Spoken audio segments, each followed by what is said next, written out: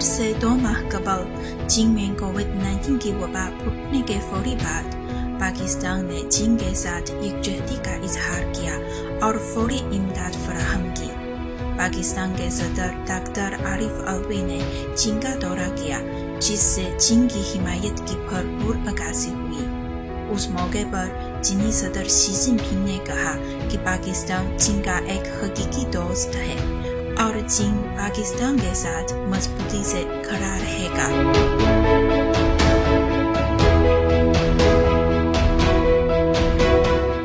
اس وقت کووڈ-19 کی وبا دنیا بھر میں پھیل رہی ہے اور پاکستان میں بھی 1700 سے زائد کیسز رپورٹ ہو چکے ہیں۔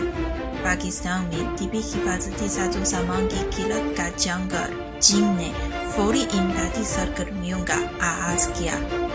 19 مارچ کو پاکستان میں چینی شہریوں نے رضاکارانہ طور پر فنڈ جمع کیا اور 20,000 ماسک اسلام آباد انتظامیہ کے حوالے کیے۔ 25 مارچ کو پاکستانی بھائیوں کی امداد کے لیے چینی ادارے علی بابا فاؤنڈیشن کی جانب سے انسداد وبا کے لیے امدادی سازوسامان فراہم کیا گیا۔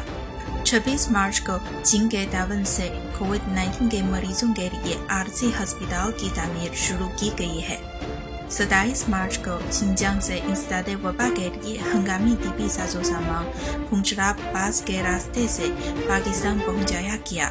28 مارچ کو چین کی میڈیکل ٹیم امدادی سازوسامان کے ہموار پاکستان پہنچی۔ چین کی میڈیکل ٹیم نے فوری پاکستانی ماہرین سے مشاورت کی اور کہا کہ وہ پاکستان میں انسداد وبا اور مریضوں کے علاج کے لیے ہر لحاظ سے تیار ہیں۔